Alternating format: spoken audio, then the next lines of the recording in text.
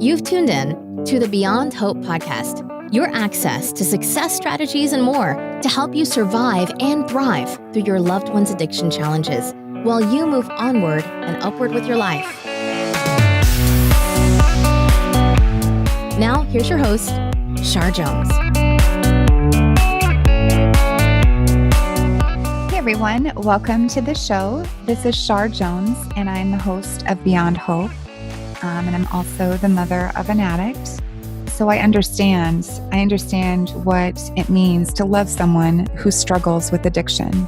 It has been a very long journey for me, but I have gotten to a place of hope, beyond hope, which is kind of the ironic twist to the name, that I think really hope is where the healing begins.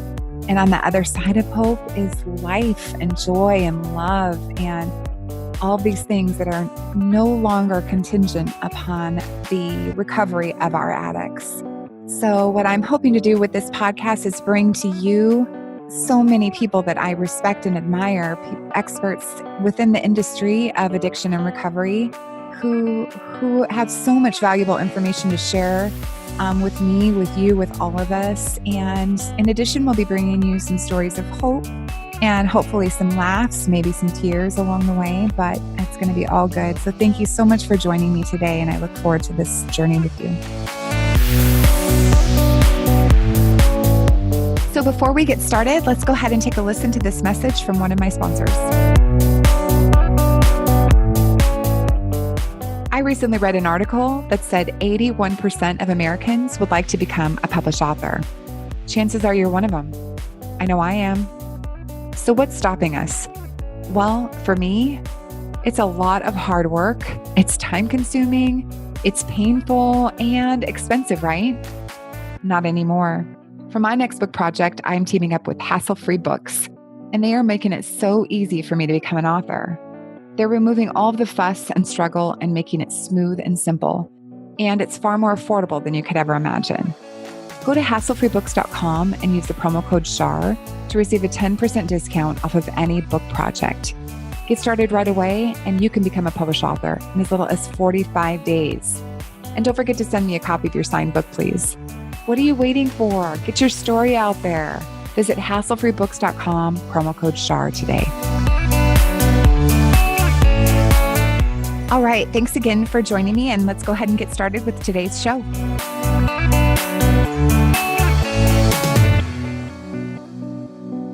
Hey, you guys, welcome. This is Shar. I am sharing somebody pretty incredible with you today, I have to be honest. Stacy Fisher-Gunn. Within minutes of meeting her, I knew somehow that I was going to be sharing her with people in my community. I knew that moms and family members who were battling addiction needed to hear her voice. And so it's pretty incredible that she is on the show today. Stacy's passion is self-care. And she describes herself as a down-to-earth dietitian and a self-care designer. And her goal is to help women pick themselves up from life's heavy moments to live their fullest potential. It sounds easy, right?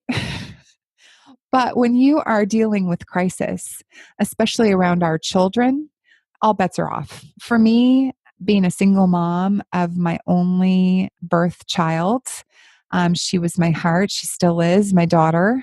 When she was struggling with addiction at the height of her addiction, and especially in the very early stages, I could not even entertain the idea of being happy. I did not know how to care for myself. I just knew that my purpose was to uplift this person and help her live her best life, to love her and encourage her and support her. And that was it. That was the story. That's how it was going to go. She was going to go on to live this incredibly healthy, happy life. And she was going to be artistic and share her gifts with the world. And boy, when addiction entered our lives, it just knocked the wind out of me. I completely abandoned my own self-care and I didn't even know it. And I think that is very common for moms who are trying to help save the lives of their addicts. And here's the thing. Self-care, it's what helps us be our best self. And I believe that our number one job as parents is to model joy for our kids, help them to see that we can be happy and we can appreciate life and love life through all of life's curveballs. It's not all joy, but without the struggle and without the pain, we wouldn't fully appreciate those beautiful moments. So, with Stacy's help, she is helping so many women change the way that they see themselves and changing the way that they see their own well-being. She has a practical tool to help you assess where you're at, takes the emotion and feelings out of it, and just sticking to the facts, helps you gauge where you are, and so you can see where you need to lean in a little bit more to show a little bit more attention in certain areas of your life, but she helps you do it. I'm super grateful to have her here today. Enjoy. After the interview, I encourage you to please go check out our website. She's got a book, she's got tools and resources there, livingup.com with 2 P's. Here is Stacy.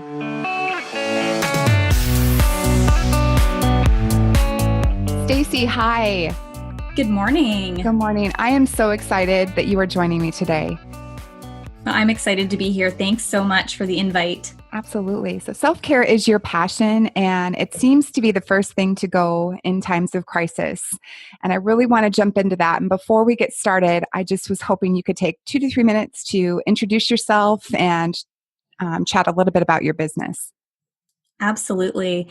So I'm Stacy Fisher-Gunn, and I am a registered dietitian and certified diabetes educator, and I've been practicing since 2000. But I have shifted in the last year or two and focus solely on self-care now. So I consider myself a self-care designer. And what I do is I help women pick themselves up from life's heavy moments. I mean, we all have them, and they're inevitable. But what I have learned in my own life is that how prepared we are to be able to take care of ourselves in those moments makes all the difference. So I started a company called Living Up, and that's up with 2 P's, so livingup.com. And it's the crux of my business is helping people find down-to-earth strategies for practicing self-care. So I am really passionate about this topic, and I'm excited to dive in today, Shar. Oh, thank you so much. Let's just dive in. So why is having a plan in place before we find ourselves in crisis mode so important? So in a nutshell, we recover much more quickly. I mean, we all know that depending on what life throws our way, sometimes those heavy moments are super heavy. Sometimes they're just uncomfortable. But no matter what that circumstance is, when we know how to take care of ourselves, how to bring more compassion into our lives, we are able to be more resilient. We bounce back from those moments, and we're able to be there for those we love, for our communities, for our families, for what we're doing as our contribution to the world. And I don't know about you, but my heavy moments have been excruciatingly painful. I don't enjoy feeling defeated, feeling deflated, just being broken. And what I have found is that self-care really helps us pick ourselves up again and continue moving through whatever those times are so that we can experience more joy, happiness, and all of the things that I believe we were designed to experience in our lives. Oh my gosh, that is so incredibly true. And the feeling of just feeling empowered and the resilient piece, it's so important. Would you provide our listeners with just a few clues to assess if they are lacking in the I think we are all, there's always more that we can do in this area, but I think when you are in survival mode, all of that knowledge tends to go out the window. And so what are just a few clues to just kind of quickly assess if we're lacking in the self-care department, if that makes sense? Yep, that's a great question. And I want to back up for one quick second and share what my definition of self-care is, because I think that there's emotion wrapped up in self-care. A lot of people still believe it's self-serving, And it's a word that makes people uncomfortable sometimes. There's been a lot of parodies. If you watch YouTube or if you're tuning into any news outlet these days, it seems that people are, kind of make fun of self-care sometimes. But it's incredibly powerful. And you said empowered. I believe that wholeheartedly.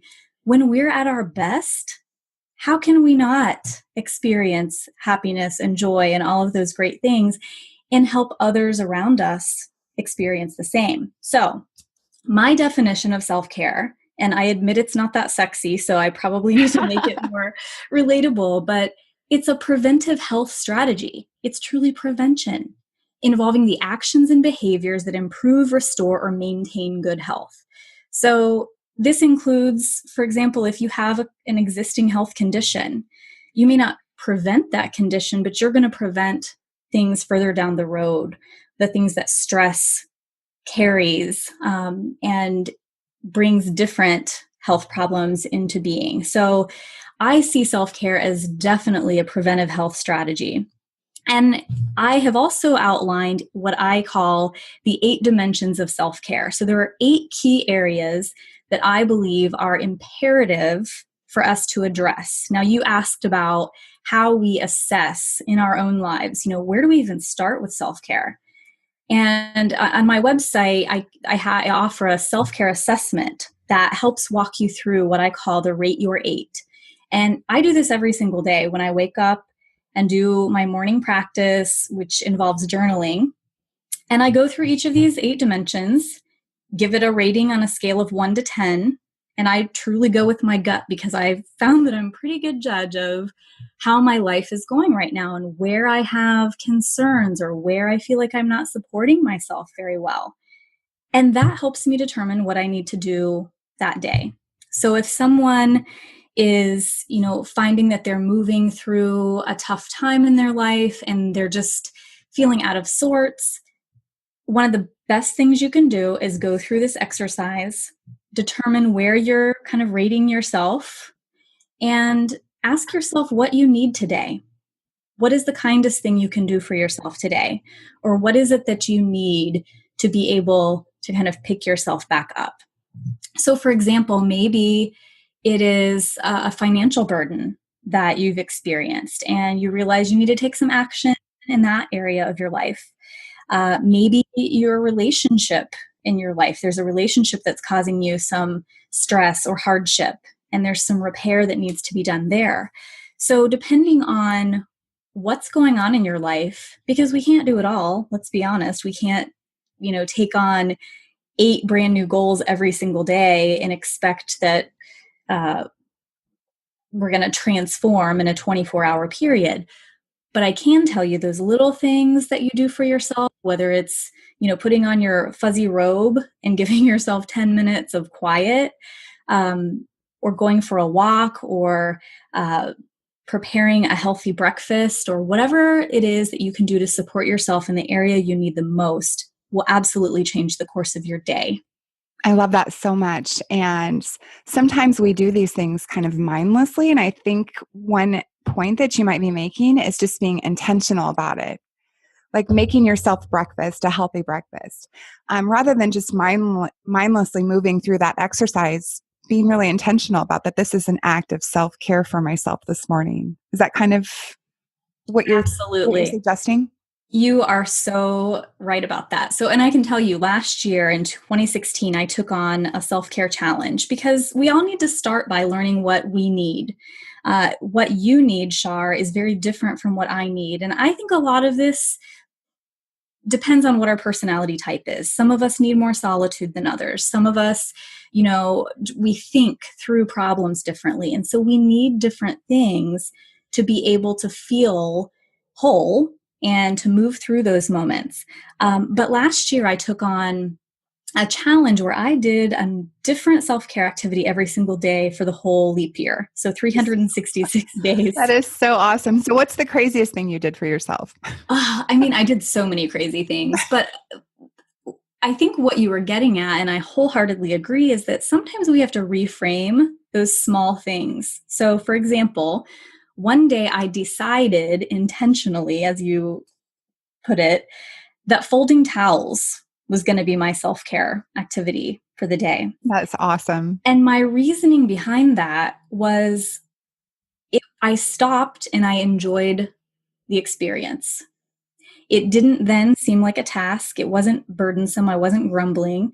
I was stacking the towels so that they looked beautiful. And I felt good when I put them away because, it was decluttered and there weren't towels, hanging out in the bathroom or hanging on hooks.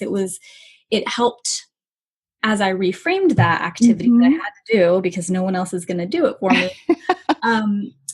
It changed the course of my day. I didn't have, those grumbling complaints that we often do when we have to sit in the middle seat on an airplane or, those little things that sometimes get us.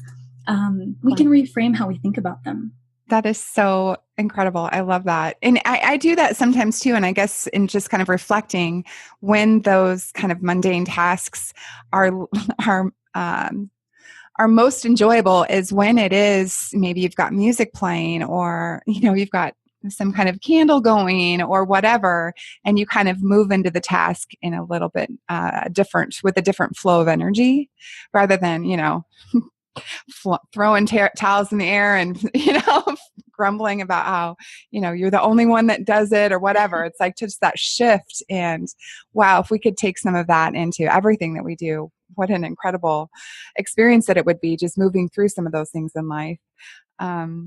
So not to get too off track, I did have a thought though, and that was like for me when, there's so many things showing up in my life, I get this, I carry all of these thoughts and all of these things in my head, these responsibilities in these areas. So for example, you were saying like financial or relationship or whatever, and we just carry them and we layer them one on top of the other. And it feels so incredibly heavy that I feel like for me, sometimes I would just shut down, especially at the height of my daughter's addiction. I would just shut down completely and wouldn't even realize that I was just in total survival mode, not taking care of myself whatsoever. And this place of stress and depression would set in. If there's one listener out there that is in that place right now, how can we throw her a lifeline? Like, what are a few baby steps? Aside from definitely they're going to go take your assessment, but what are a couple just bite-sized pieces that they could start with? Absolutely. So I will say that first and foremost, you are much better prepared to handle this kind of experience when you have a plan in place before they happen. Since I have explored self-care, I have a list of little things that I consider my emergency or first aid kit. And as silly as they may sound, because I'm an introvert, so I prefer to do, I need my solitude, my space to breathe and think and all of those things. I mean, it truly, for me, it's a cup of tea with honey. It's a robe and fuzzy socks. It's taking a warm shower. It's being in the sunshine or taking a walk in nature, because I know those things help provide me with calm and peace. And the endorphins from your walk, of course, change your mood. But lying on the floor crying, once you're already in that place, and if you don't know what you need, I think sometimes it is the little things. Like you're not going to probably make it to a tropical vacation. You're maybe not going to make it to the spa. You're not going to be able to do those things when you're in that moment. But getting up and taking a shower or a bath, or getting up and fixing yourself something to eat. And I think this really goes back to that rate your 8. And knowing that if that's the place you start and you can identify just one thing you can do today, maybe it's getting dressed because you haven't been able to get out of bed. Mm-hmm. It's opening your curtains to look outside, or sitting on your porch for a few minutes. I think we tend to compare ourselves with other people. And if we can focus just on what we need in those moments, not worrying about what we should do or any of these things that we impose on ourselves, and just be patient and compassionate with ourselves instead. And, starting with those small gestures of kindness to ourselves, I think is the best thing we can do.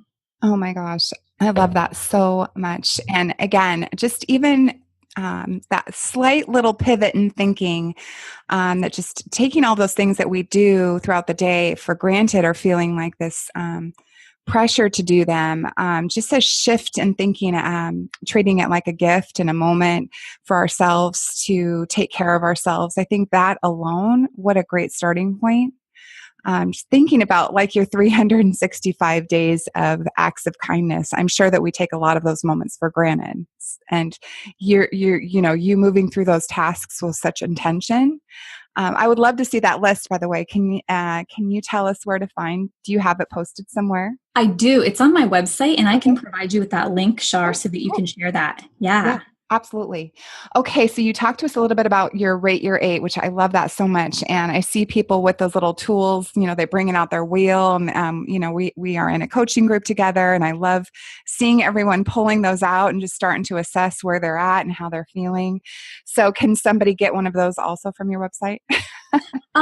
If you send me an email, well, first of all, you can find the image, and I have them. I print them out and kind of cut them out and put them in my vision board and in my planner, and so I have them around. Yeah. If you happen to be in the Seattle area, I certainly have them if we ever bump into each other. Yeah. Or you can send me an email at Stacy, and that's STACY at livingup.com, and just send me a note and let me know how I can help. Yeah, for sure. And even our listeners could go on and print it off of the internet if they wanted to, just to cut it out or something like that. Yeah. Okay, cool. Okay. So before we start to close, what else can you tell my listeners about that, incorporating self-care back? Just few more little golden nuggets for them. I know we could talk about this topic forever, but I want to be respectful of your time. So is there anything else that you want to share with my moms out there? I think we intuitively know what we need. And sometimes giving ourselves permission to do those things is our biggest barrier, because we feel guilty that if we have an extra 10 minutes, we want to be spending that time with a family member or doing something else that is on our to-do list. So I would encourage you to choose activities that do more than one thing. I call it stacking. So you stack different activities. For example, maybe you have not been moving your body, so you haven't been physically active. And that's an area that you need to invest some energy. And maybe your son or daughter, you've been trying to reconnect with them on a deeper level. Then maybe it's planning some hikes or walks together, because in that instance, you're actually supporting at least two, if not more, of your dimensions of self-care.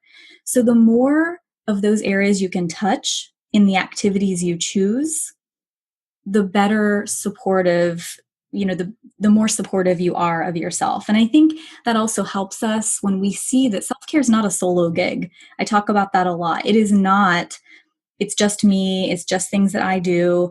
A couple of my self-care activities have involved volunteering, a food bank, a community garden. Bring your son or daughter along if they're willing, and make it an activity you do together. So that would be another tip that I would encourage people to think about. That's so smart. And also just thinking about the extending our reach. So when we start to care for ourselves, and that ripple effect and how it touches, other people in our lives, and just continues to touch people in the neighborhood and then out into the community. And I think that energy then starts to come back to us in so many different ways.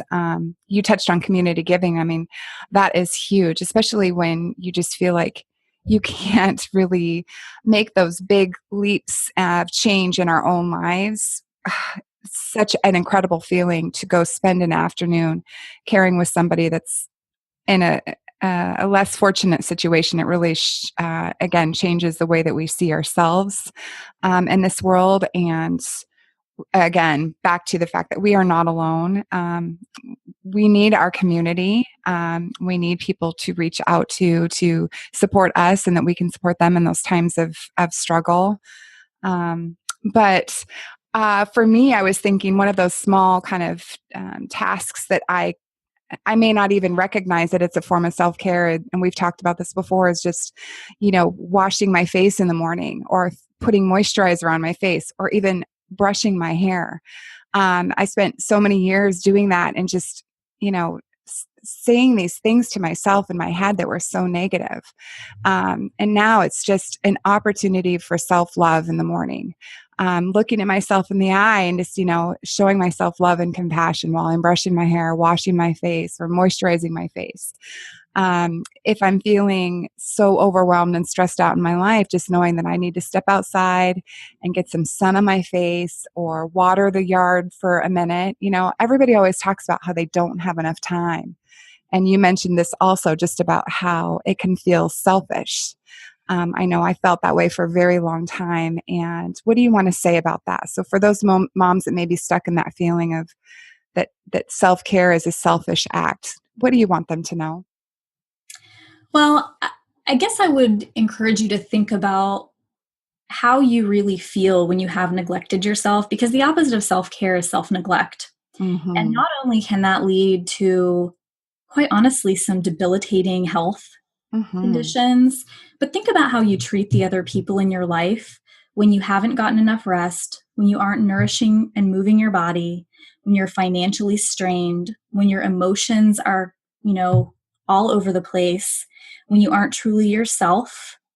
And if you're not fulfilled in your career, I could go on and on about all of those self-sacrificing types of behaviors that we do, almost as, we're just trying to survive here, but we're missing the bigger picture. In taking care of ourselves, we're role modeling for our children in our community, and we really can give more when we have what we need to function, not just survive, but, to be fully who we are, our best selves, what I call living up to our fullest potential. We have so much more to give. And I would encourage people to think about the outcome as you're trying to process what self-care means to you. And I'll be honest, for me, a big exercise in self-care has been clearing things from my plate. We tend, especially as nurturers, we tend to say yes to everything. And we take on so many responsibilities that often when we feel overwhelmed, it's because we haven't said, I'm not the right person for this. Or, maybe trying to help someone find a better, someone else better suited to take on something that they're asking you for. Mm-hmm. Because when we can clear our plate and focus just on what we are designed to do well, we're going to experience so much more joy, and people around us are going to experience that too. So just thinking about self-care as being the opposite of self-neglect, I think will also shift that thinking. Oh my gosh. So true. And also, yeah, you kind of touched on it too, but just knowing when you need to ask for help, and being open to feedback. So if you're thinking of some of the messages that you might be receiving from people that you care about, if you're hearing repeatedly that, you need to take better care of yourself. I don't know, that may be a clue that maybe there's some work to be done, and not being afraid to ask and reach out. And I would think, what a great starting point for folks to go visit your website and just to learn a little bit more about self-care. I definitely suggest the assessment, and then the rating your 8. It just shifts your mindset, and opens up that lens a little bit more. And I just am so grateful. I feel like time went by so fast for us. But I'm so grateful that you joined me today. This, as soon as, from the very first time that I spent time with you, I knew that I needed to, in some way, connect you with my moms out there. So thank you for making that happen for me today. And will you tell us a little bit more about how people can work with you and where they can find you? Absolutely. And before I do that, I do want to point out, I'm so glad you mentioned asking for help. And while I believe that self-care is the core of what each of us, as our personal responsibility when it comes to healthcare. But there is a point in time where self-care isn't enough. And if, for example, if you can't get off the couch and even self-care is a stretch for you, then part of what self-care is knowing when you need to ask for help, when you need to find a therapist or a general practitioner, your primary care physician, and reaching out to find out how you can move to that next step. So I do want to point that out, that this is not a disregard for sometimes we do need to ask for help beyond what we can do for ourselves. Thank you for mentioning that. Yes. And so I work with clients in a number of ways. And people sometimes just start with my book. And I wrote a book about the 8 dimensions. It's called Upward, a self-care system for purposeful living. And I also do a great starting place I would suggest is a design session, which is basically a 90-minute either phone call or Zoom video conference. And it's seriously one of my favorite things. And I help walk people through each of those 8 dimensions. We find out what you're doing right now in your life to support each of those dimensions. And then we start thinking about what life could be like if you were a 10 in each of those 8 dimensions of self-care. And that helps determine where to invest your energy. Where can you get your biggest bang for the 5 or 10 minutes you have? Or maybe you're giving yourself, as you start to grow in your practice, you will understand what you need and how much time. What do you need to do something every day, every week, every month, every quarter that really helps keep you operating at your best. So the design session, which either we can include a link or you can go to the livingup.com page, and there's an area on the site, I think it's the shop tab actually, that tells you a little bit about my services. So I do offer the coaching, and I also have I call it Design It Yourself. It's a DIY self-care e-course that if you're interested in diving into those dimensions and putting together some experiments for yourself, which is how I learned, is basically experimenting for a whole year, but I don't expect most people would take on a challenge that extensive. And if you have any questions, please feel free to reach out, and I'd love to chat with you about what you need right now and how I might be able to help. Thank you so much. And I'm hoping that I can have you come back so we can talk more about this, because this is a very big, I know it's your passion, and there's so much we could talk about, but maybe even drilling into some of these dimensions a little bit more for our listeners at some point in time would be fun. I would love that. Thank you so much. And I just want to thank you again. Thank you for being here. Thank you so much. I appreciate it. Bye. Bye-bye.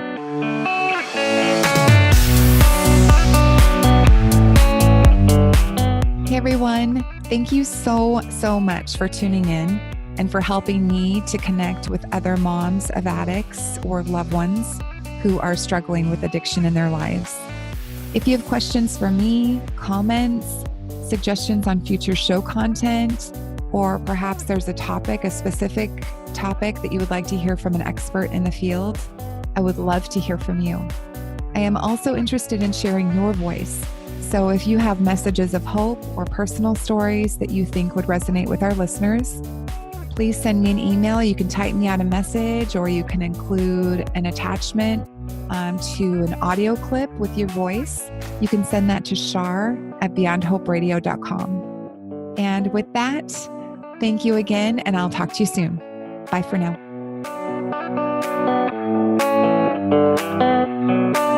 Thanks for listening to Beyond Hope. For show notes and more, head on over to beyondhoperadio.com.